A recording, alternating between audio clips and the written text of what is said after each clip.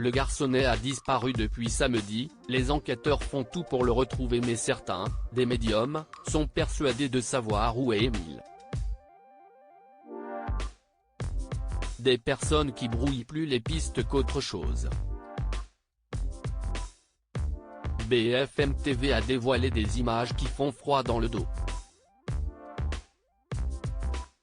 Depuis le 8 juillet, une question est dans toutes les têtes, mais où se trouve le petit Émile, 2 ans? Le jeune garçon jouait tranquillement dans le jardin et quelques minutes plus tard, il s'est évaporé. Il était alors chez ses grands-parents au Auvernais.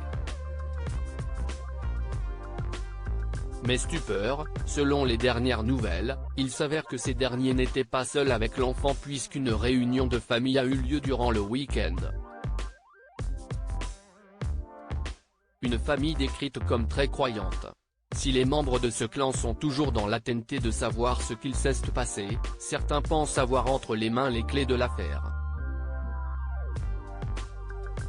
Comme l'a fait savoir BFM TV, ce jeudi 13 juillet, des médiums se sont en effet invités dans l'enquête.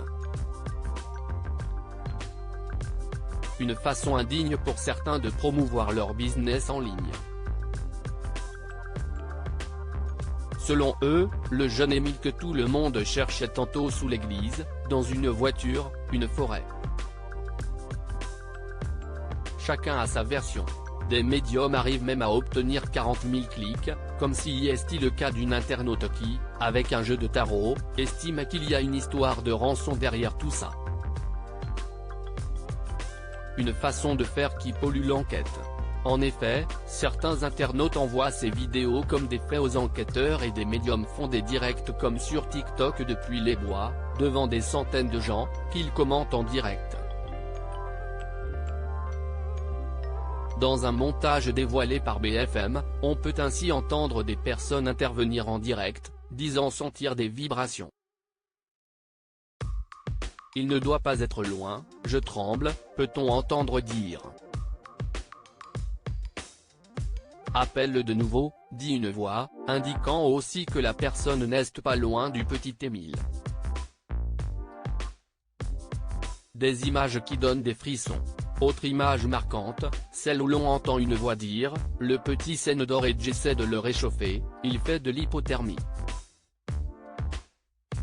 Les enquêteurs ont mieux à faire et pire encore, la présence de ces personnes brouille les pistes puisque certains jettent des mégots, laissent des traces de pas et pour ne rien arranger, perturbent les chiens cynophiles.